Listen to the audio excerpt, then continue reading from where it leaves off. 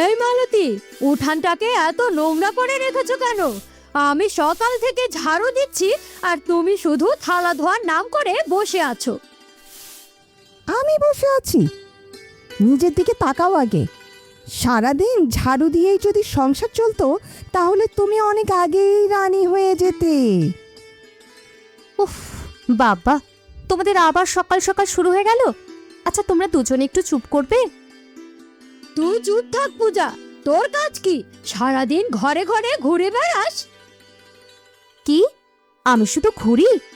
আমি রান্নাঘরে কত কাজ করছি, তুমি তো শুধু অন্যের দোষ দেখো। ঠিক বলেছে পূজা, বড় বউ হলেই সবসময় ঠিক হওয়া যায় না। ওহ, এখন দুজনে মিলে আমার বিরুদ্ধে লাগছিস? তোমার বিরুদ্ধে লাগতে হবে কেন? তুমি নিজেই তো সবার সাথে ঝগড়া করো, কথা বলো বেশি, আর কাজের বেলায় কিছু না। কি বললি? একদম ঠিক বলেছে। মালতী, তুইও শুরু করলি? আমি সত্যি বলছি। সকালে দুইটা থালা ধুয়ে মনে করিস পাহাড় কেটে ফেলেছিস। তুই হাসছিস কেন? তোমার কথা শুনে না হাসি পাই। দেখেছিস মালতী, ছোট বউয়ের সাহস কত! তোরা দুজন মিলে আমাকে পাগল বানিয়ে দিচ্ছিস। আমরা না, তোমার রাগই তোমাকে পাগল বানাচ্ছে, বুঝেছো? চুপ সবাই।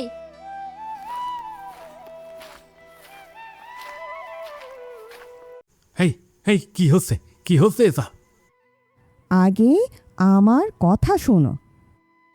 না, আগে আমার কথা। চুপ চুপ, সবাই চুপ। এক একজন করে বলো। আগে কমলা বলো।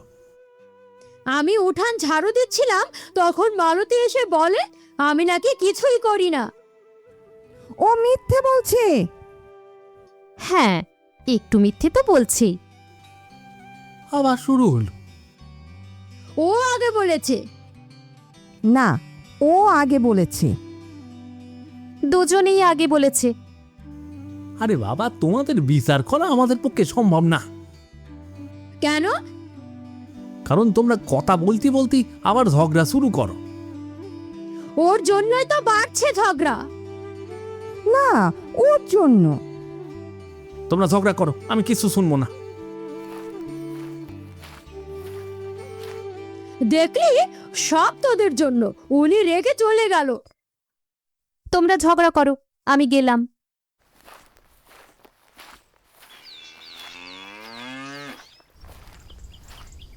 আরে রাধা, আজকে বাজার থেকে আসার সময় হরনাথের বাড়ির পাশ দিয়ে আসছিলাম।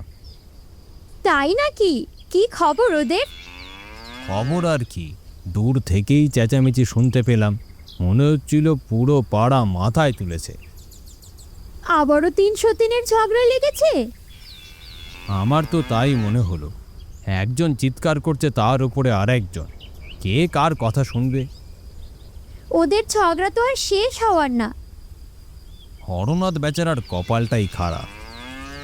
ঠিক বলেছ, 3জন বউ, 3জনের 3 রকম কথা। শান্তি পাবে কিভাবে? আমি তো ভাবলাম আবার বুঝি বিচার বসবে। হরিনাথের জীবনটাই বিচার করতে করতে শেষ হয়ে যাবে।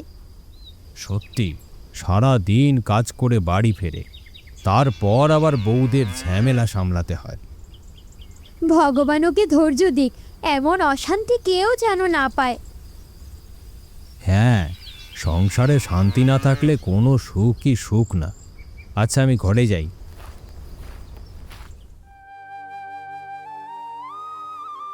আব্বা, ঘুমাইছো? না রে, আয়। মুখটা এমন শুকনো কেন?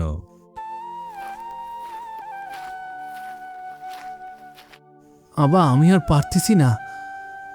ওই 3 বউয়ের ঝগড়া, সকাল দুপুর রাত, কোনো সময় শান্তি নাই। আবারও ঝগড়া করছে নাকি?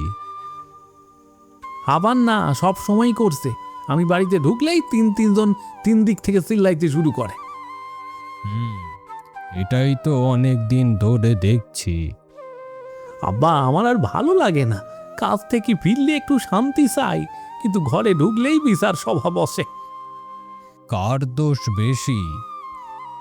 কমলা বলে মালতী আর পূজা দোষী, মালতী বলে কমলা আর পূজা দোষী, পূজা বলে বাকি দুইজন দোষী। আব্বা, একটা কথা বলি? হ্যাঁ, বল।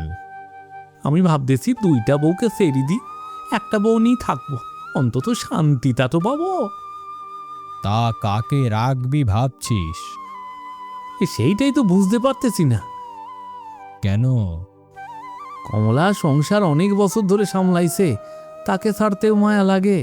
মালতী অনেক কাজ করে, বিপদে আপদে পাশে থাকে।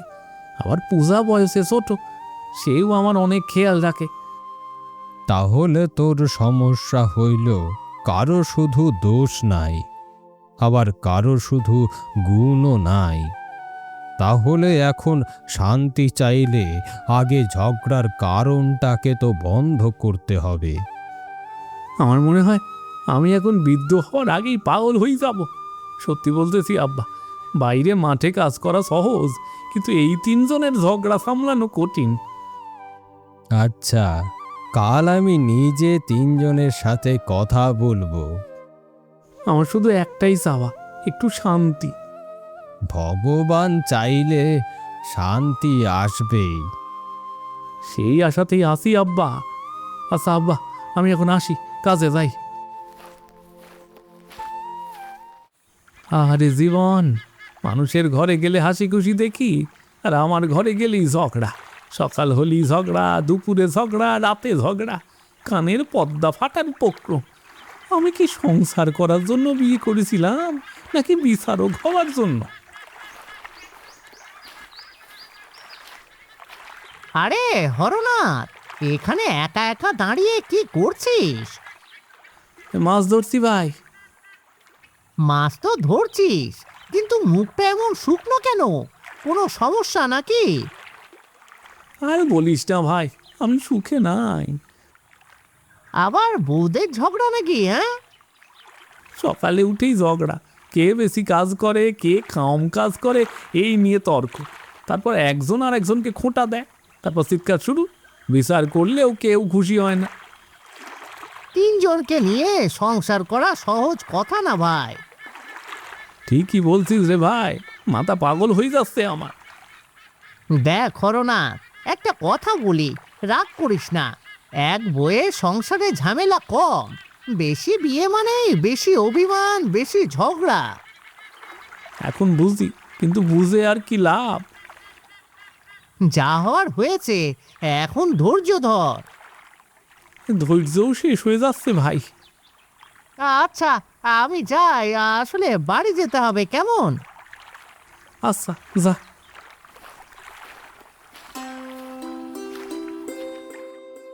কমলা, মালতী, পূজা, তোরা তিনজনে একটু এই দিকে আয় তো মা।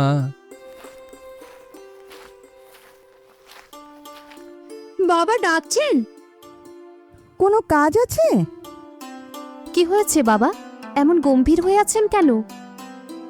বয়স তো কম হলো না রে মা, আমার মনে হয় আমি আর বেশি দিন বাঁচব না। ছি বাবা, এসব কথা বলেন কেন? ভগবানের নাম নিন। না না, আপনার কিচ্ছু হবে না, কিচ্ছু হবে না আপনার। মানুষের জীবন মরণ কারো হাতে নাই, তাই ভাবলাম একটা কথা এখনই তোদেরকে বলে রাখি। কি কথা বাবা? আমি আজ পর্যন্ত কাউকে বলিনি, এমনকি হারানাথকেও না। কি এমন গোপন কথা? আমার একটা গুপ্তধন আছে। গুপ্তধন? কি বললেন? গুপ্তধন? হ্যাঁ সত্যি, অনেক বছর আগে আমি সেটাকে লুকিয়ে রেখেছিলাম। কোথায় রেখেছেন? কত বড় গুপ্তধন? এত প্রশ্ন করলে হবে না, আগে আমার কথা তো শোন। সেই গুপ্তধন আমাদের বাড়ির উঠোনেই পোতা আছে। যে সেটা খুঁজে পাবে সে একেবারে ধনী হয়ে যাবে। ধনী হয়ে যাবে? তাহলে তো অনেক টাকার জিনিস। বাবা, কোথায় পোঁতা আছে বলে? না, সেটা তো বলবো না। একটু ইঙ্গিত দিন। এটাই তো বুদ্ধির পরীক্ষা, তোদের নিজেদেরই খুঁজে বের করতে হবে। মানে পুরো উঠান খুঁজতে হবে? আর যে আগে পাবে? সেই হবে মালিক। আর সময় নষ্ট করা ঠিক হবে না। যা, খুঁজে দেখ। চল, দেরি করিস না। যে আগে পাবে সেই ধনী।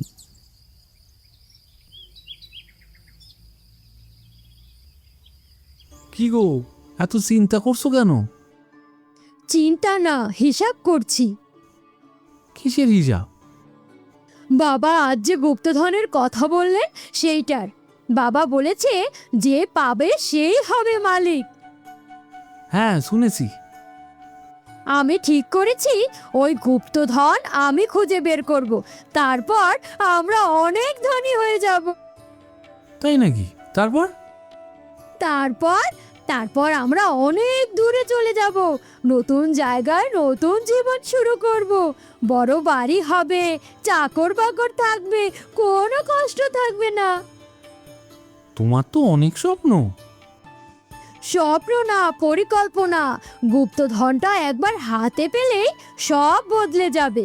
তুমি শুধু আমার পাশে থেকো। দেখা যাক কি হয়।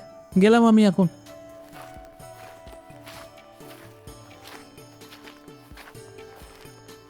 ওগো, এসেছো তুমি? হ্যাঁ, তুমিও কি গুপ্তধনের কথা ভাবছো? ওটা ছাড়া আর কি ভাববো? আমি ওই গুপ্তধন খুঁজে বের করবই। তারপর তুমি আর আমি আনন্দে বসবাস করব। তাই নাকি? তারপর? আমি কিন্তু কাউকে আমাদের সঙ্গে রাখতে চাই না। তখন শুধু তুমি আর আমি থাকব, অন্য কারো ঝামেলা থাকবে না। তাই নাকি? হ্যাঁ, আমি তো সেই স্বপ্নই দেখছি। আচ্ছা দেখো, আমি আসি এখন।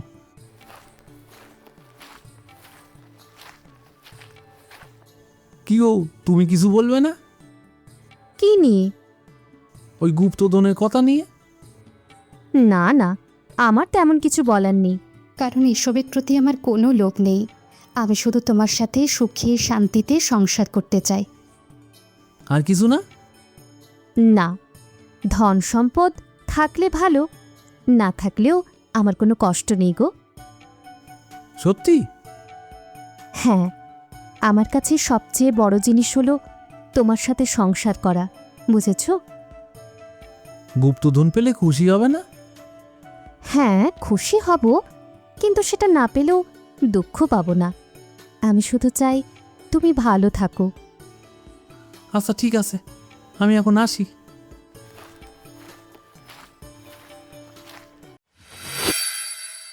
এই যে নিতাই, একটা কাজ করতে হবে।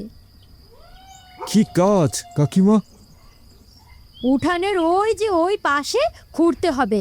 কাজ শেষ হলে 500 টাকা দিব। 500তে হবে না, অনেক মাটি খুঁড়তে হবে।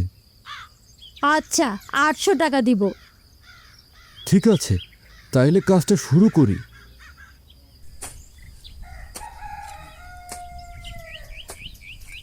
ভালোভাবে খোঁড়, নিচ পর্যন্ত ভালো করে খুঁড়বি।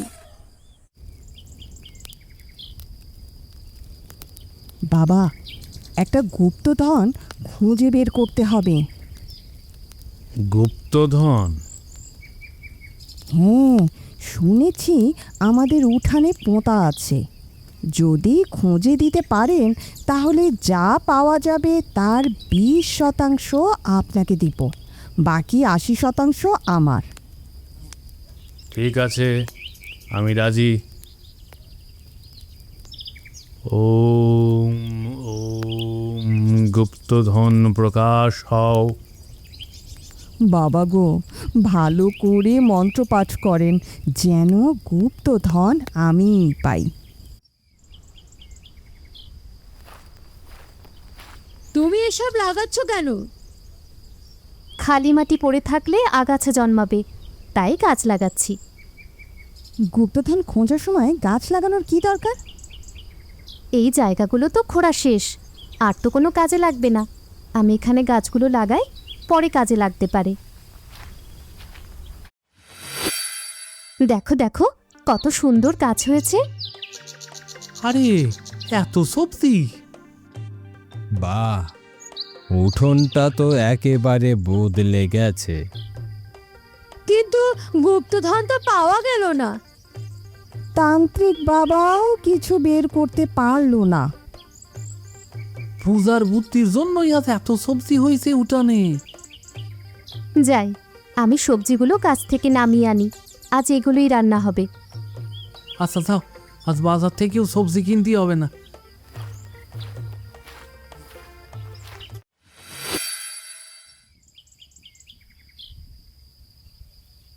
ওগো শুনছো? হ্যাঁ গো শুনছি, বলো কি বলবে। এই এত সবজি তো আমরা খেয়ে শেষ করতে পারবো না। তাহলে কি করবে? শোনো না, গ্রামের বাজারে গিয়ে বিক্রি করব, তাহলে ভালো টাকা আসবে। ঠিকই তো বলছো, তাহলে কিছু টাকা বাড়িতে আসবে। হ্যাঁ গো, আগে গ্রামের লোকজনের কাছে বাড়ি থেকে বিক্রি করব, তারপরে বাজারে নিয়ে যাব। আচ্ছা ঠিক আছে, আমি একটু বাইরে যাই এখন।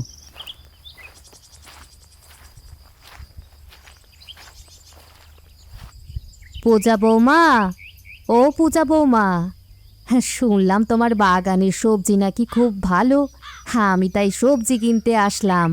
দাও তো, আমাকে কিছু সবজি দাও। হ্যাঁ হ্যাঁ, যতটুকু লাগে নিয়ে যান কাকিমা। আরে বাহ, সবজিগুলো তো বেশ সুন্দর হয়েছে। আশীর্বাদ করবেন কাকিমা, যেন আরও সুন্দর হয়। অবশ্যই বৌমা, আসি তাহলে এখন, আমি রান্না করতে হবে আবার। আচ্ছা, তাহলে সাবধানে যাবেন কেমন? কমলা, মালতী, পূজা, হরনাথ, তোরা সবাই এখানে আয়, আমি একটা কথা বলবো।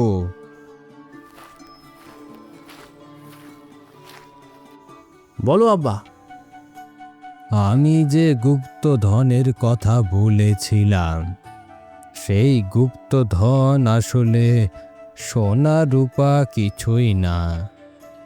তাহলে কি বললেন? গুপ্তধন ছিল না? ছিল, তবে সেটা মাটির নিচে পোতা কোনো বাক্সে না। তাহলে কি ছিল বাবা? এই উঠানের মাটি ছিল আসল গুপ্তধন। কমলা লোভে পড়ে লোক এনে এই উঠানের মাটি খুঁড়ল, মালতীও লোভে পড়ে তান্ত্রিক আনল, কিন্তু পূজা সে বুদ্ধি খাটালো, সে মাটিতে গাছ লাগালো, আর সেই গাছই সংসারের আয় রোজগারের পথ খুলে দিয়েছে। সত্যি তো। মানুষ যখন শুধু ধন খোঁজে, তখন আসল সম্পদ সে দেখতে পায় না। বাবা, আমরা ভুল করেছি। আমরা শুধু গুপ্তধনের চিন্তা করেছি। হরনাথ, তোর ছোট বউ সংসারের কথা ভেবেছে, পরিশ্রম করেছে, বুদ্ধি খাটিয়েছে। তার কাছ থেকে সবার শিক্ষা নেওয়া উচিত। তুই বাকি দুটো বউকে ছেড়ে দিয়ে শুধু পূজাকে নিয়েই শান্তিতে থাক। ঠিকই বলছো আব্বা। ওগো, এমন করে বলো না, আমাদের তো যাওয়ার কোনো জায়গা নেই। কোথায় যাব আমরা? আমরা অনেক ভুল করেছি, বুঝতে পেরেছি। ওগো, আমার কথা শোনো, তুমি সবাইকে ক্ষমা করে দাও, ওরা তো ওদের ভুল বুঝতে পেরেছে। পূজা, আমাকে ক্ষমা করে দে, অনেক অন্যায় করেছি আমরা। আমাকেও ক্ষমা করে দে বোন, আর কখনো ঝগড়া করব না আমরা, মিলে মিশে থাকবো সবাই। তোমরা এমন কেন বলছো? মানুষ মাত্রেই তো ভুল হতে পারে। আমরা সত্যি নিজেদের ভুল বুঝতে পেরেছি। তোমরা আমার বড় দিদি, তোমাদের উপর আমার কোনো রাগ নেই। তাহলে আমাদের ক্ষমা করেছিস? অবশ্যই। তাহলে আজ থেকে নতুনভাবে সংসার শুরু হোক। আমরা সবাই একসাথে থাকবো। একসাথে সুখ দুঃখ ভাগ করে নেব। এই কথাটাই আমি এতদিন শুনতে চেয়েছিলাম। দেখেছিস, আসল গুপ্তধন মাটির নিচে ছিল না, ছিল তোদের পরিশ্রম, ঐক্য আর ভালোবাসার মধ্যে।